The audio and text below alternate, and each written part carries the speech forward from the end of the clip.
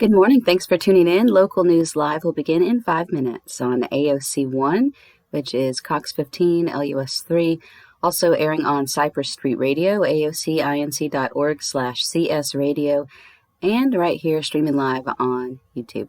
We'll see you soon.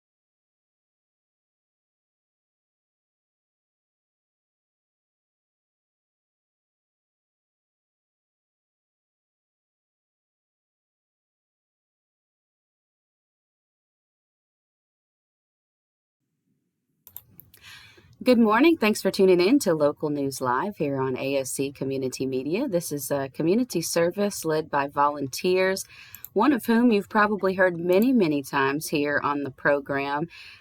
Bruce Cohen has been here since almost the inception, I believe, of the local news program. And he actually has a special guest. We're still doing this from our home studios. He's got a special home visitor that's going to sit in and read the news with us this morning. So how exciting. Bruce, I'm going to go ahead and throw it over to you and let you introduce you guys and take over. Thank you so much, Mandy, and thank you always for your great technical help. Really appreciate it. Anytime. Thank you guys so much. Thank you. So good morning, Kayleana. Today is Thursday, September 3rd, and with me in the newsroom this morning is Josh Cohen. I'm Bruce's son. And we're here to read the news for you, and I believe Josh is going to take it away. All right. Community calls for police changes. Protesters demonstrate during council meetings. During a meeting marked with protest chants and tears, residents Tuesday called for changes within the Lafayette Police Department 11 days after officers shot 31-year-old Trayford Pellerin to death outside a gas station convenience store on Evangeline Thruway. The police presence was larger than usual inside and outside City Hall as protesters gathered at University Avenue and St. Landry Street. Their chants at times loud enough to be heard inside the meeting room where residents addressed the parish council during open mic night. Jay Pellerin, who has been documenting protests since a Minneapolis officer killed George Floyd in May, said Trayford Pellerin, his cousin, reached out to him a month before he was shot to death. Trayford Pellerin was hoping to visit him, Jay Pellerin said, in the hope that he could see a bigger, brighter world because the world he was living in wasn't supporting him the way that he needed, including with his mental health problems. Witness video of the August 21st incident showing Trayford Pellerin walking away from police before being shot showed a scared man. He was scared for his life, Jay Pellerin said. Trayford Pellerin's parents still have not seen their son's body, he added. Devin Norman, a leader of several protests since the shooting and part of a new group called The Village, called for the resignation of interim Lafayette Police Chief Scott Morgan. Norman said the protests will continue and the situation will be uncomfortable.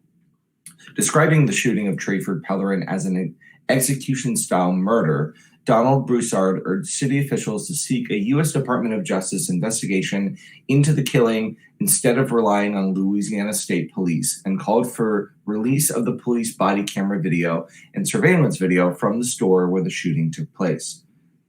Will Thiel said he expects the parish council to adopt a resolution condemning the unnecessary killing of Trayford Pellerin by police officers, to request state police complete their investigation as soon as possible, and to seek the release of Trayford Pellerin's body to his family for burial.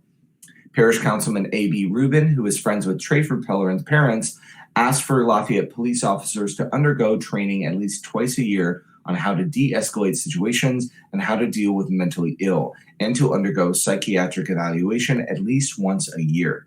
Parish Mayor President Josh Guillory, who was criticized for his response to the killing and to the protest, remained silent during the comments. At the start of the meeting, Guillory addressed Trayford Pellerin's death, offering condolences to the family and observing a moment of silent prayer. Guillory said he spoke with representatives of state police and the 15th Judicial District Attorney's Office, relaying concerns of the public and requesting sufficient resources be provided for a timely and thorough investigation of the shooting. Protests outside City Hall began before the 5 p.m. start of the parish and city council meetings. Demonstrators from Black Lives Matter, The Village, and others set up grills and cooked hot dogs and hamburgers in a nod to a protester who was arrested Saturday for grilling outside Guillory's house.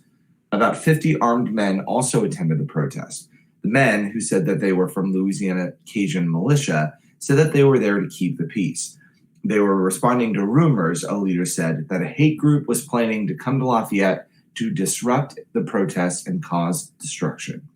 And we always say who wrote the story. The story is written by Claire Taylor. Staff writer, correct. Thank you. Thank you very much, Josh. Moving on to another related story. Higgins threatens armed protesters with deadly force. Congressman doesn't address presence of militia at Lafayette rally, by Brian Stoll and Jerry DeCola, staff writers.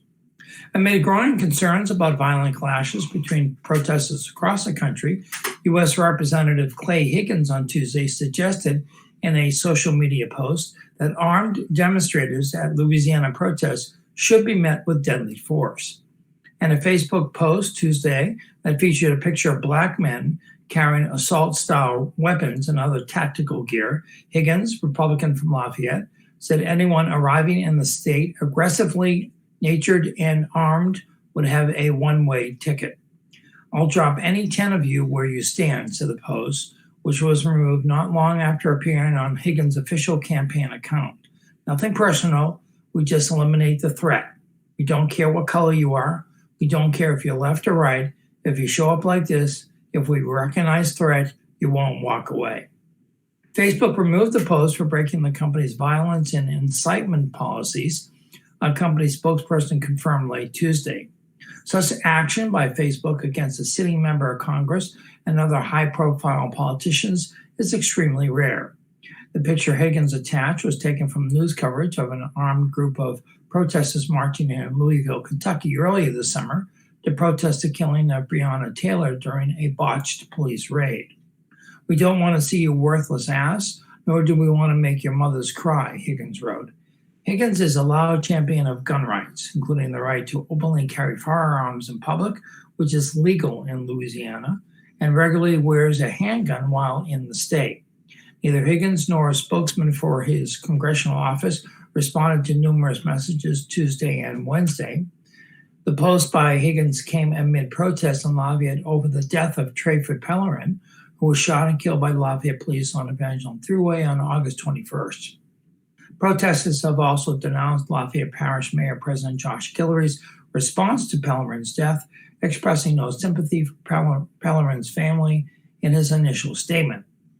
Around the time Higgins' post went up, 40 to 50 heavily armed members of a right-wing militia group, the Louisiana Cajun Militia, which formed 4 years ago to oppose the removal of Confederate monuments, showed up at a Tuesday night Black Lives Matter demonstration outside Lafayette City Hall.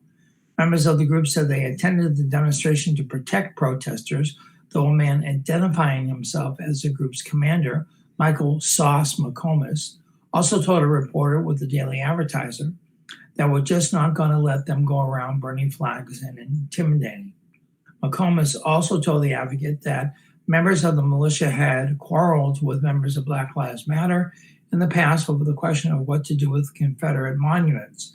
The militia group that showed up in Lafayette on Tuesday evening, composed of white men, were geared up in much the same manner as the black protesters in Louisville, pictured in Higgins' Facebook post. Higgins made no mention of the Louisiana Cajun Militia Group and didn't respond to questions about its presence. The Black Lives Matter protest outside Lafayette City Hall was a peaceful affair and featured a barbecue, a jab at Guillory after a demonstrator was arrested over the weekend after setting up a grill on the street outside Guillory's house to cook hot dogs and hamburgers, and a stunt aimed at luring the parish leader outside to talk. U.S. Representative Cedric Richmond, Democrat from New Orleans, called Higgins' comments disappointing but not surprising, and a clear adolescent ploy designed to stoke fear, incite violence, garner social media clicks, and raise money for the campaign. Richmond said it's rare that members of the same congressional delegation openly criticize each other, but Higgins' dumb and reckless Facebook posts require serious condemnation. Rob Anderson, a Democrat who's running against Higgins in the November election after unsuccessfully challenging him in 2018, ripped Higgins over the post and said he's reported it to law enforcement.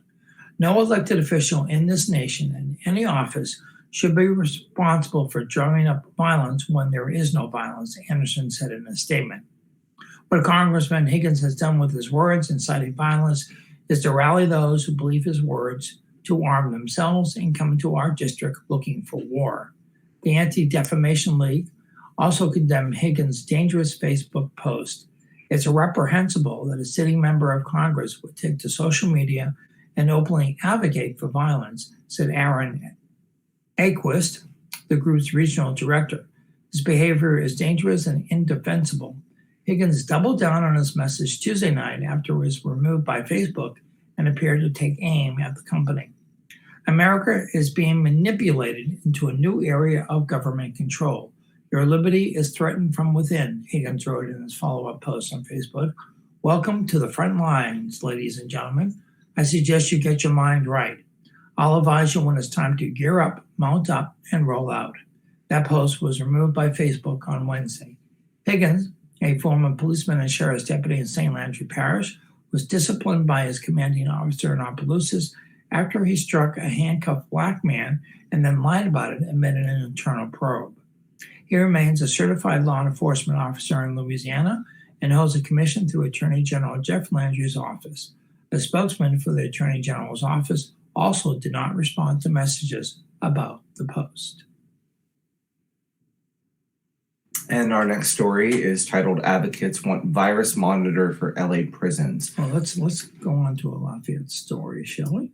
Yes. So our next story is Lafayette Parish property taxes to rise. Council votes to increase mileage to offset decline in value. Millage to offset decline in values, by Claire Taylor, staff writer. Property owners in Lafayette Parish can expect to pay higher property taxes at the end of the year to compensate for a 6.6% drop in the taxable value of property, largely caused by commercial property losses. The Lafayette Parish Council voted 3-1 Tuesday to increase property tax millages above what voters approved to bring in the same amount of revenue as 2019, which is allowed by law when values drop. Councilman Josh Carlson voted against the measure, and Councilman John Gilbo was absent. Even though property values in the city of Lafayette fell 4.4%, the City Council on Tuesday voted not to increase the millages. This year is the first time since the oil bust of the 1980s that property values in Lafayette dropped, Assessor Conrad Como said. A provision was written into the state constitution to help local governments in situations like this, Como said, when the economy falters and property assessments drop. In the 1980s oil bust, he said, assessments fell 26% one year and another 20% a few years later, forcing local officials to lay off government workers. The coronavirus pandemic this year hurt industries, Como said. The oil and gas industry's problems have been building for years, with companies removing assets and inventories from the parish, he said. On top of that, retail stores drastically reduced their inventory, which is taxed. Macy's and JCPenney both closed their top floors in the Acadiana Mall, a big reduction in taxable inventory, Como said. The parish has only a $50,000 general fund balance compared with the city's $33 million fund balance, Parish Council Chairman Kenan Naquin said. The parish, he said, can't afford to lose out on $3.9 million in tax revenue by not increasing the millages. The property tax bill for the owner of a $275,000 home in unincorporated Lafayette Parish would go up by less than $40 a year with the parish millage increase. Other taxing bodies in the parish, including the school board, have the option of increasing their millages as well, but may choose not to, as did the city council. Naquin and other parish council members weren't anxious to increase the millages. Parish Mayor President Josh Guillory asked the council to defer action for 2 weeks so he could research to determine if other options were available. But Naquin said there are no other options with only a $50,000 fund balance. He and Como also cautioned that if Guillory vetoes the increase and the council doesn't have the votes to override the veto, all parish millages will be set at zero, a $60 million loss for the parish. The council then would have to introduce an ordinance to resume the millages, which would delay the budget process and collection of property taxes. Guillory and Carlson objected to the concept of increasing taxes without letting residents vote on it, but Naquin and Como said March would be the earliest a measure could be put on the ballot. All right, and we'll turn to our first public service announcement of the morning. A festival of words fundraiser, Words for You Zoom performance. In this disconnected, crazy world right now, we invite everyone to create some magic with us, the Festival of Words. Festival of Words is getting to know you. On September 10th, the Festival of Words hosts a presentation of new original works by 45 authors. The event is a culmination of a fundraiser in which the public commission writers commissions writers to create personalized poems, stories, and songs. We are thrilled to have a diversity of authors, from poet laureates to beginners from Lafayette to Church Point to New York City.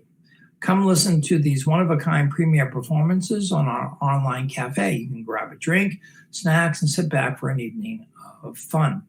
Presenters this year feature Jack Bedell and Darrell Bork, both former poet laureates of the state of Louisiana, Dominic Cross, a very well-known journalist in the area, Charles Garrett, Tony Daspit, Cornelia Ziti, Charles Claudel Garrett I, Valentine Pierce, Donnie Rose out of the Baton Rouge poetry area, Mona Lisa Saloy, Sandra Sarr, Tim Siebels, Tyler Robert Sheldon, Margaret Simone, and John Warner Smith, just to name a few. Go to the Facebook event page for Words for You. The link to the Zoom Cafe will be available the week of the event, or you can contact Martha Garner at fowmartha@gmail.com, or you can call 337-804-2482. Funds raised by Words for You contribute to the 13th Annual Festival of Words. Festival of Words brings established authors from all over the world to Acadiana to give public readings, writing workshops in community centers, public schools during the first week of November, along with that very famous drive-by poetry. The funds will help to ensure the continued expansion and success of these programs. This year's festival will be virtual and will feature graphic memoirist Robin Ha, award-winning poet Erica Mittner, and Louisiana poet laureate John Warner Smith. Want to read the next one? Acadiana Symphony Orchestra takes the virtual stage. The Acadiana Symphony Orchestra, the ASO, announces that they are shifting the fall portion of ASO 36 revival season, September to December, to a virtual live stream platform. ASO believes that this is the unquestionable solution to keeping our community safe while still providing opportunities for local musicians to share their passion and earn income despite mandated restrictions and uncertain venue viability. Acadiana Symphony Orchestra has and will always remain committed to providing outstanding performances to Acadiana and fueling the cultural economy of our region. Symphonies, businesses, and organizations across the country are having to rethink, retool, and reinvent. We are no different.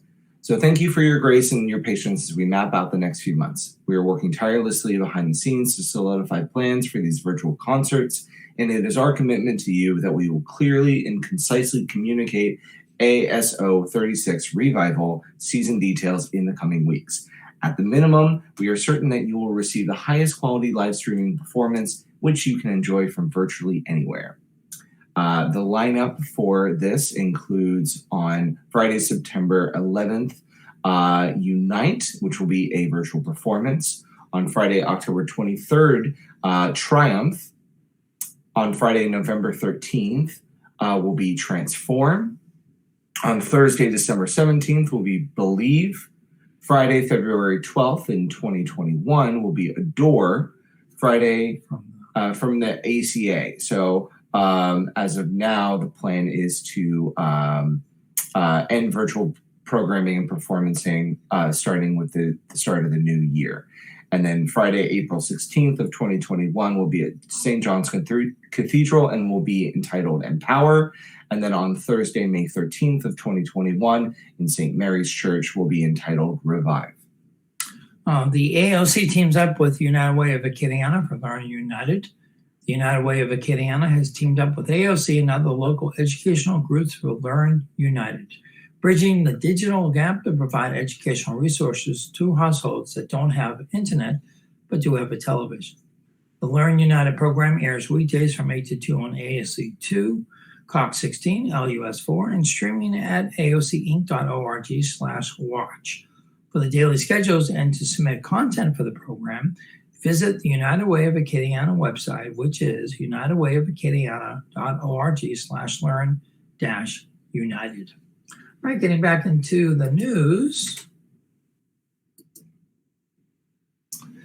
All right, the City Council votes to hire own attorney. This article was written by Claire Taylor, staff writer. The Lafayette City Council voted Tuesday to hire its own attorney to provide legal guidance on budget matters and to interpret language in the Home Rule Charter regarding who has control over city tax dollars. For the first time since Lafayette consolidated government was implemented in 1996, separate councils are representing the city in Lafayette Parish. After Parish Mayor President Josh Guillory presented his proposed budget for fiscal year 2020 to 2021, which begins November 1st, conflict surfaced over the use of tax revenue from the city to balance the parish budget, as well as whether the parish council has any authority under the charter to vote on budget items funded solely by the city.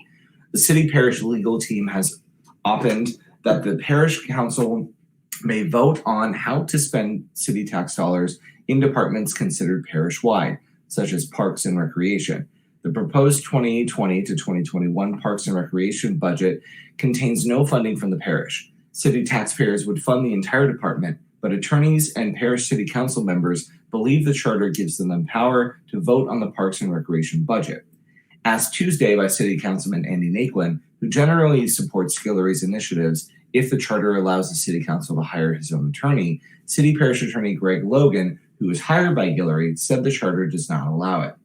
Logan said the ordinance to hire a special attorney for the City Council is a direct violation of the Home Rule Charter. He said there is a Louisiana Supreme Court case and a federal case out of Alexandria to support his opinion. The charter does not allow for the council to hire special counsel without the legal department providing that special counsel. Logan said, adding that a new charter amendment would be needed to allow the city council to do so. Council Chairman Pat Lewis said the Home Rule Charter allows the council to hire an attorney for special purposes. Logan's opinion is an interpretation based on Alexandria's charter, he said, not Lafayette's. Logan then cited a section of the charter that states no special legal counsel can be hired except through a written contract for a specific purpose authorized by a majority vote of the council. I represent this council and I represent you, and I'm telling you it is an illegal act, Logan said, adding, it is malfeasance in office and a violation of the law. Lafayette resident Will Thiel, who was a volunteer supporting the 2018 Home Rule Charter change to give Lafayette more control over its money, was dumbfounded by Logan's interpretation of the charter. I feel like the administration just declared war on the city of Lafayette, he said, advising the city council. You cannot sign any budget at all until you have a court order that says that you and only you will respond to a budget amendment that deals with city-only millages, because the administration will veto it and the city parish attorney will cite nonsense interpretations and you will lose all control over city tax dollars. The city council voted 3-1 to hire its own attorney, Leah Ann Batson of Baton Rouge. Naquin voted no, and Councilman Glenn Lazard was absent. The city and parish councils meet in joint session at 1 p.m. Thursday for budget wrap-up, where they will work out differences on items in the proposed budget. Budget adoption is scheduled for a special joint meeting at 5:30 p.m. on September 17th. In our crime blotter this morning, Advocate staff reports Eunice High Assistant Principal arrested, man accused of cruelty to juvenile resisting arrest. A Eunice High School assistant principal was arrested Monday on counts of cruelty to a juvenile, resisting arrest and battery of a police officer after an incident at his home. Brent Simeon, 45 of Church Point, was booked into the St. Landry Parish Jail after sheriff's deputies responded to his home in the 900 block of Joe W. Road on Monday, according to a statement from Deputy Chief Eddie Thibodeau. The victim said Simeon became angry after the child reported seeing a snake on the property but lost track of the animal. Deputies reported the child was allergic to snake antivenom following a previous injury. Simeon and the child went to the nearby pasture to use the tractor to kill the snake, but the child could not affix the arms to the machine, the release said. The child told investigators Simeon stepped down from the tractor and punched him in the stomach twice, the second time causing him to black out.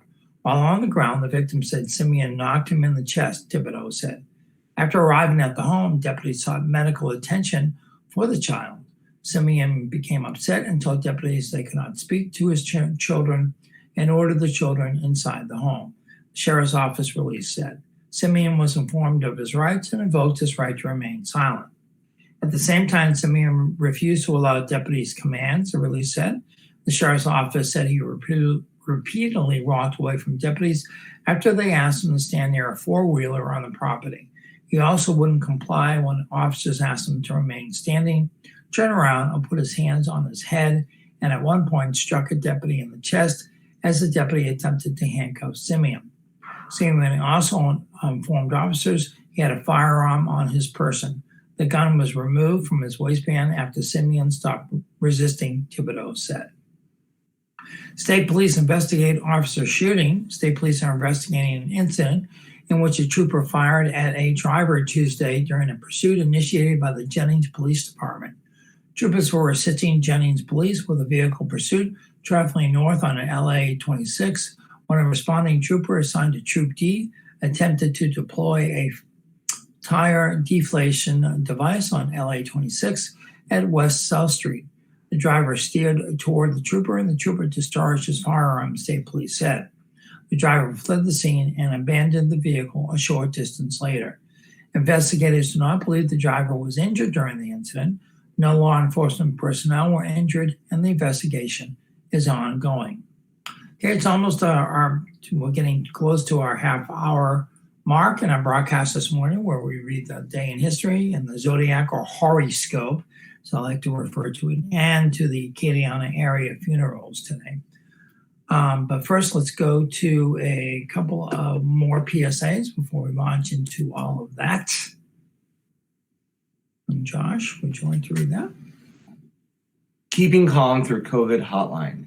If you are feeling overwhelmed with stress, fear, and anxiety about the uncertainty surrounding this public health emergency, there is a special Keeping Calm Through COVID hotline you can call. This connects you to a trained, compassionate counselors who can offer support and who can direct you to mental health and substance abuse counseling services. Trained counselors available 24/7. All calls are confidential. Simply call 1-866-310-7977. And also, related a PSA to that, locally, you can call 311. You can stop the spread and call instead hashtag stop the spread. For the latest COVID-19 updates and information, you can go to the website, 311lafayette.services, or you can go to our call centers with volunteers and medical professionals who are active 24/7 to answer your questions about COVID-19 and to determine if you need to get screened. You may also call 311 and press option 2 if you're a business owner, employee, or looking for a job to get information about applying for small business recovery loans, apply for unemployment benefits, and related programs. All right, we're getting back into, we'll start with our half-hour break. We'll start with the day in history. Today in History by the Associated Press. Today is Thursday, September 3rd, the 247th day of 2020. There are 119 days left in the year. Potential shopping days. Today's highlight in history. On September 3rd, 2005, President George W. Bush ordered more than 7,000 active duty forces to the Gulf Coast as his administration intensified efforts to rescue Katrina survivors and send aid to the hurricane-ravaged region in the face of criticism it did not act quickly enough. On this date, in 1609, English explorer Henry Hudson and his crew aboard the Half Moon entered present-day New York Harbor and began sailing up the river that now bears his name. They reached present-day Albany before turning back. In 1861, during the Civil War, Confederate forces invaded the border state of Kentucky, which had declared its neutrality in the conflict. In 1939, Britain, France, Australia, and New Zealand declared war on Germany 2 days after the Nazi invasion of Poland. In a radio address, Britain's King George VI said, "With God's help, we shall prevail." The same day, a German U-boat torpedoed and sank the British liner SS Athenia some 250 miles off the Irish coast, killing more than 100 out of the 1,400 or so people on board. In 1943, Allied forces invaded Italy during World War II, the same day Italian officials signed a secret armistice with the Allies. In 1967, Nguyen Van Pho was elected president of South Vietnam under a new constitution. In 1970, legendary football coach Vince Lombardi, 57, died in Washington, D.C. In 1976, America's Viking 2 lander touched down on Mars to take the first close-up color photographs of the red planet's surface. In 1978, Pope John Paul I was installed as the 264th pontiff of the Roman Catholic Church. In 2003, Paul Hill, a former minister who said he murdered an abortion doctor and his bodyguard to save the lives of unborn babies, was executed in Florida by injection, becoming the first person put to death in the United States for anti-abortion violence. 10 years ago, Defense Secretary Robert Gates toured U.S. bases in war zones in Afghanistan, saying he saw and heard evidence that the American counterinsurgency strategy was taking hold in critical Kandahar province. 5 years ago, A federal judge jailed Rowan County, Kentucky clerk Kim Davis for refusing to issue marriage licenses to gay couples, but 5 of her deputies agreed to issue the licenses themselves, potentially ending the church-state standoff. Davis was freed 5 days later. 1 year ago, Walmart said it would stop selling ammunition for handguns and short-barrel rifles, and the store chain requested that customers not openly carry firearms in its stores. The announcement followed a shooting at a Walmart store in Texas that left 22 people dead. Today's birthdays: actor Pauline Collins is 80. Rock singer musician Al Jardine is 78. With the Beach Boys. Actor Valerie Perrine is 77. Rock musician Donald Brewer of the Grand Funk Railroad is 72. Rock guitarist Steve Jones from the Sex Pistols is 65. Actor Steve Sharippa is 63. Actor Holt McCallany is 56. Rock singer and musician Todd Lewis is 55. Actor Kostas Mendelor is 55. Actor Charlie Sheen is 55. Singer Jennifer Page is 47. Dance rock musician Red Foo is 45. Actor Ashley Jones is 44. Actor Nicole Hiltz is 42. Actor Joel Johnstone is 42. Actor Nick Weschler is 42. Rock musician Tomo Mihailovic, 30 Seconds to Mars, is 41. Bluegrass musician Darren Nicholson of Balsam Range is 37. Actor Christine Woods is 37. Actor Garrett Hedlund is 36. Olympic gold medal snowboarder Shaun White is 34. And hip-hop singer August Alsina is 28. Wow, it's great. You mentioned that. It's tough. Some of those names are tough. Yeah. But you got through them. Fantastic. So now we turn to our zodiac or horoscope, as I like to refer to it. So if you're a Virgo, which I am, which is August 23rd through September 22nd, your happiness is your responsibility. So make sure you do the things that bring you comfort and joy. Relationships look promising. Romance is favored. Action may be required. If you're a Libra, September 23rd through October 23rd, sit back and observe. Have patience when dealing with unreasonable individuals. Pay more attention to your health and emotional well-being. Be quiet until you have a solid plan in place. Scorpio, October 24th through November 22nd.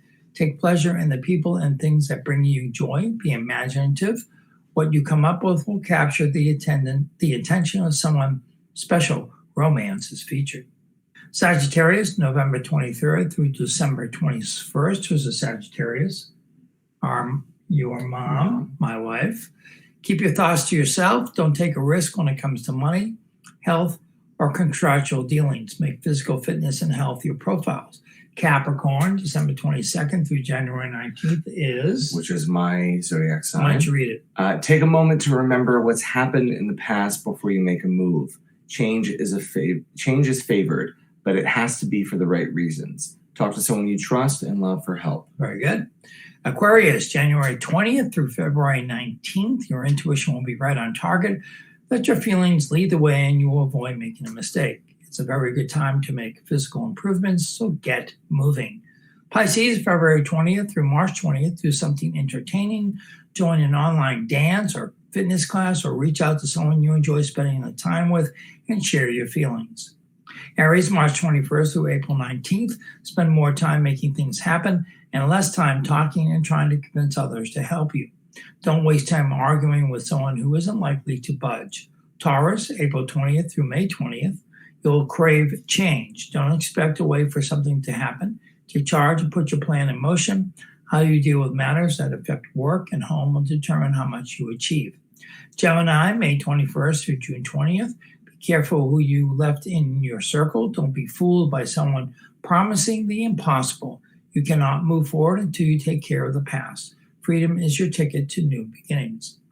Cancer, so Gemini would be our my son, the second son, right? He's a Gemini, right? Mm-hmm. Yeah. Cancer, June 21st through July 22nd. Dream a little dream and turn it into reality. Approach uncertainty with an open mind, and you will discover a way to reach your objective. Serious discussions will bear fruit. And finally, Leo, July 23rd through August 22nd. Take the lead and do whatever it will take to live up to your promises. Recognize when someone is trying to take advantage of you. hard work and honesty will be crucial. And the horoscope is an entertainment feature, not based on scientific fact. Okay, the funerals in the Kenneana area today. In today's funerals, we have Thomas Ford, La Chapelle de Martin, and Castile at 10 a.m. We have Albert Frug Jr. at Fountain Memorial. Fruget, Albert Fruget Jr., Fountain Memorial Funeral Home in Lafayette at 11 a.m. We have Ann Knight at St. Mary Catholic Church at 10 a.m. We have Brody Landry at St. Alphonsus Catholic Church in Maurice at 1 p.m. And we have Nina Romero, Our Lady of Perpetual Help Catholic Church at 2 p.m. Thank you, Joshua. Okay, then getting back into the news cycle. So we'll turn our attention now to Hurricane Laura. Louisiana likely to spend more than $700 million on a recovery. Shelter numbers rise as wait for power grows by Sam Carlin, staff writer. Louisiana will likely spend hundreds of millions of dollars responding to Hurricane Laura, Governor John Bel Edwards said Wednesday, as the number of people sheltered by the state continue to rise, and the governor indicated it could be a month before power is restored to some areas. As the state approached a week since Hurricane Laura made landfall, officials were still hooking up generators to run traffic lights, clearing debris from roadways, and installing temporary blue plastic sheets on mangled roofs. The federal government was also paying out the first batch of aid to affected residents, distributing $8.1 million as of Wednesday, Edwards said. The Federal Emergency Management Agency, or FEMA, has approved of 16 of 23 parishes requested by Edwards for individual assistance. The number of people in state-provided mega shelters or hotel rooms grew to 11,452 on Wednesday. The vast majority in hotels are moved aimed at slowing the spread of the coronavirus. As many as 10,000 might be in Texas hotels, Edwards estimated. Those hotel rooms will likely help drive the cost of recovery well beyond the $700 million mark, Edwards said, at which point the feds will pick up 90% of the tab. Catherine Heitman, spokesperson for the Department of Children and Family Services, which is placing evacuees in hotels, said the vast majority, 10,980 people, were in 46 hotels in the New Orleans, Baton Rouge, and Shreveport areas. About 10,000 were in 37 hotels in New Orleans, 595 were in 4 hotels in Baton Rouge, 316 were in 3 hotels in Shreveport, and 3 people were in hotels in Houma. The remaining 472 were in congregate shelters. As state, federal, and utility officials have worked to restore power and water to hundreds of thousands, the scope of the damage has come into sharper focus in recent days. Edwards warned the sheer amount of damage to power systems means it could be a month before electricity is restored to everyone in Calcasieu and Cameron parishes. He urged people to heed the advice from local officials on when it is okay to return home, noting that in the hardest hit places, there is likely no running water, electricity, or essential businesses such as gas stations, pharmacies, and grocery stores. Progress is being made each day, Edwards said, but we have a long road ahead of us. At least 30 community water systems are completely out across the state because of the storm. Laura's Category 4 winds ripped up water lines and damaged water treatment plants, causing mass outages for hundreds of thousands and boil water advisories for even more. Edwards said contractors were working on temporary fixes to get water running again while they work on proper long-term solutions. The governor was driving to Lake Charles again Wednesday to survey damage and meet with local leaders. He said it is impossible to know how long it will take to make Lake Charles and other areas devastated by the storm inhabitable. After 30 days of keeping evacuees in hotels under contracts with the state, he said his administration will shift the program to a voucher system, but hopes to make it seamless for evacuees. The feds have agreed to pick up most of the costs associated with housing people in hotels. More than 137,000 were potentially experiencing water outages across Louisiana on Wednesday. Another roughly 420,000 were under a boil water advisory related to the state or to the storm, according to Health Department statistics. Lake Charles was advising residents to conserve water if they have access to it, using it only for essential tasks as water pressure ramps up in certain places. The city was also keeping a 7 p.m. until 6 a.m. curfew in place. With downed trees blocking miles of roadway across the state, Lake Charles Mayor Nick Hunter told NPR on Tuesday that tens of thousands of claims have been filed in the hurricane zone, but he worried the country would quickly move on from the storm. It is a big fear that America will forget what's happening right there and what we're going to be going through for the next weeks and months, Hunter, a Republican, said. State offices were still closed in 11 parishes on Thursday: Allen, Beauregard, Calcasieu, Cameron, Grant, Jefferson Davis, Natchitoches, Rapides, Sabine, Vernon, and Wynne. The health department on Wednesday also confirmed 2 more deaths related to Hurricane Laura, bringing the death toll to 17. A 36-year-old man and a woman in her 80s died of heat-related illness following the storm, the agency said. Both deaths were in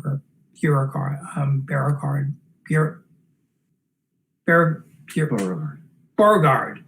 Sometimes it just doesn't come out of my mouth, folks. Both those deaths were in Beauregard Parish. Okay, next story. In our next story, states, colleges, universities to report virus cases by campus, by Mark Ballard, the Capitol Bureau editor.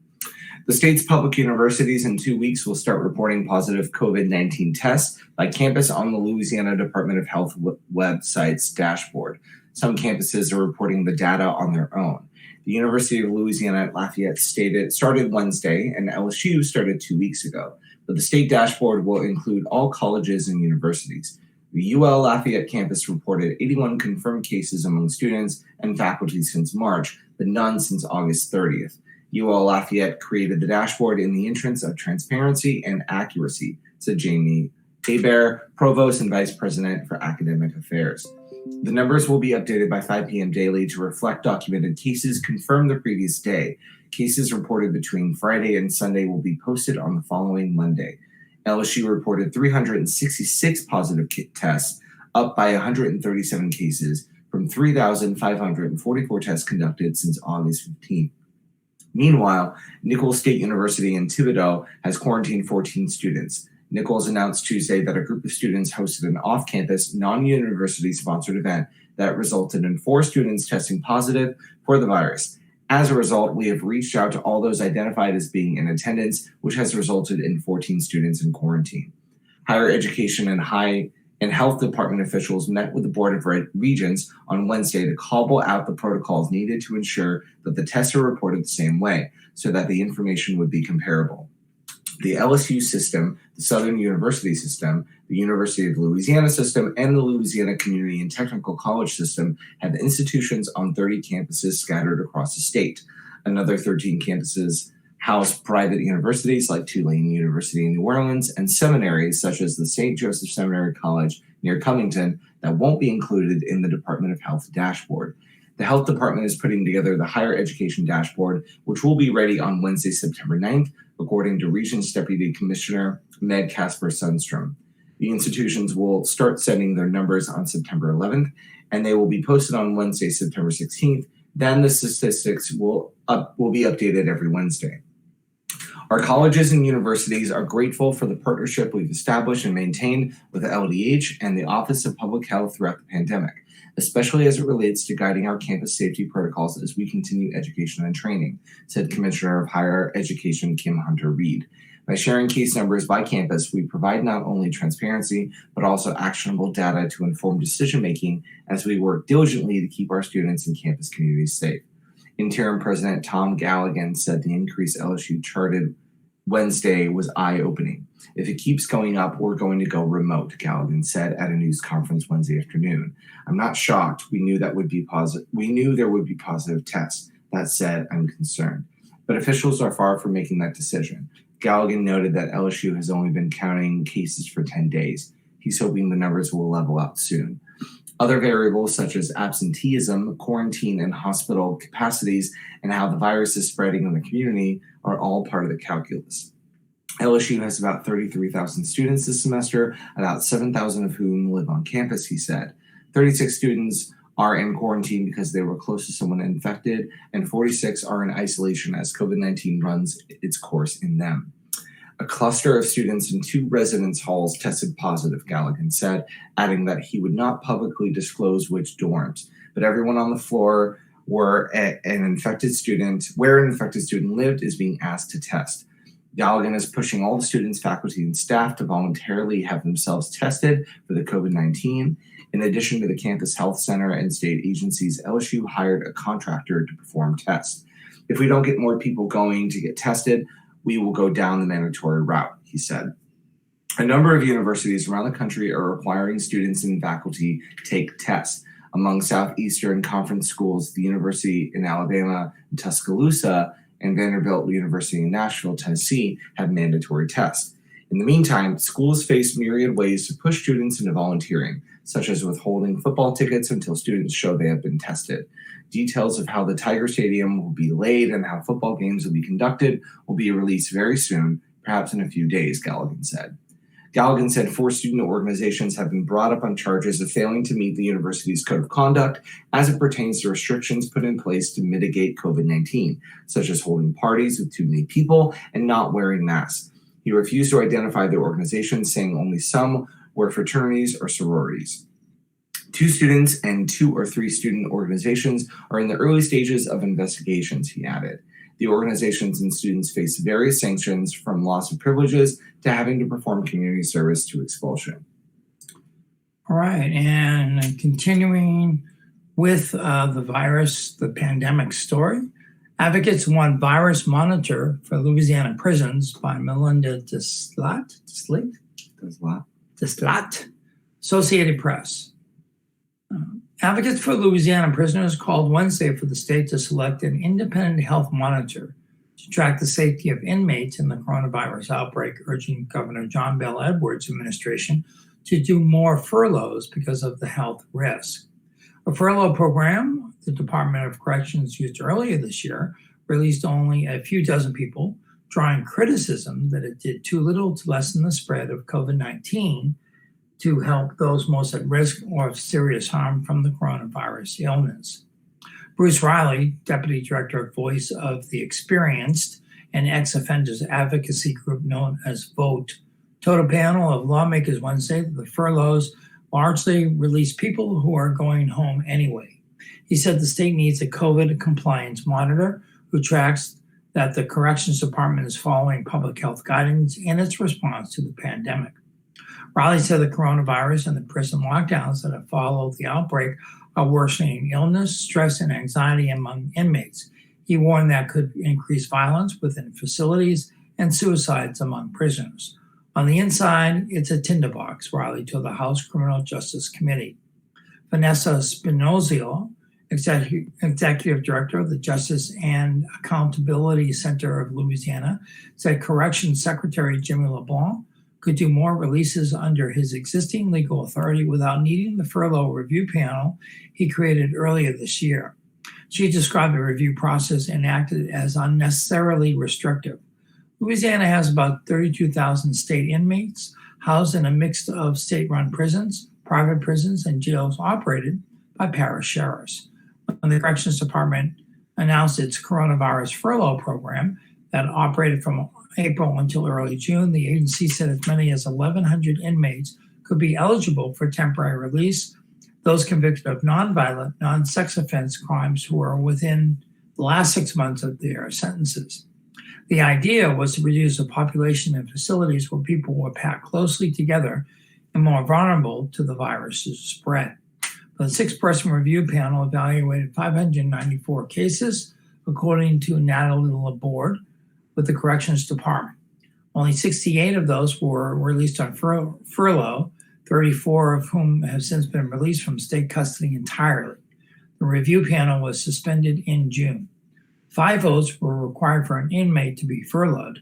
The meetings were held behind closed doors with no public access to the deliberations or decision-making. The board defeated the Corrections Department's approach to both COVID-19 and to the furlough process. She said the agency has limited discretion to release an inmate early under a decades-old law on the books. She said the state has developed coronavirus guidance for its facilities, revised regularly and based on the latest recommendations from the U.S. Centers for Disease Control and Prevention. Each state prison has an isolation unit to house people who test positive for the coronavirus, she said. Representative Tony Bacala, a Prairieville Republican, said a smaller percentage of the prison population has died from COVID-19 than across the larger Louisiana population. 22 inmates at Louisiana state prisons have died from COVID-19, according to Corrections Department data. Bacala cited that data, along with testing performed at state facilities, to say he saw no need to make changes to the current approach the Corrections Department was using for the coronavirus. Policies look like they're working just fine, Bacala said.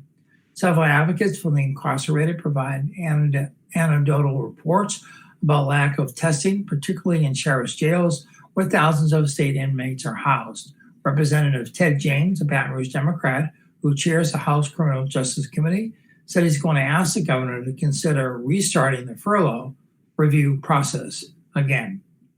And finally, we end up with a sports story, as we always do every morning. All right, this article is Transformer freshman Gilbert brings new element to the tight end position at LSU by Wilson Alexander, the staff writer.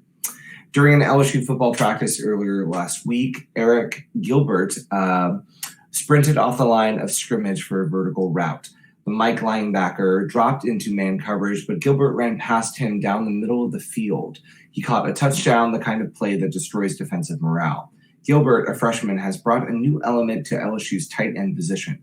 He has the body of a traditional tight end, but he runs like a wide receiver. He can chip defensive ends and block linebackers, but he has a skill set to play either outside receiver positions. Gilbert, whose first name is pronounced like Eric, has already received praise during preseason practice.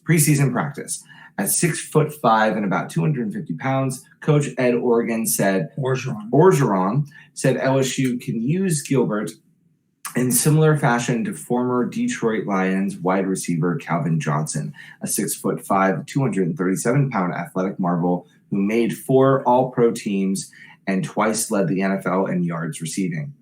Eric is the tight end we've been looking for to stretch the field, Oregon said.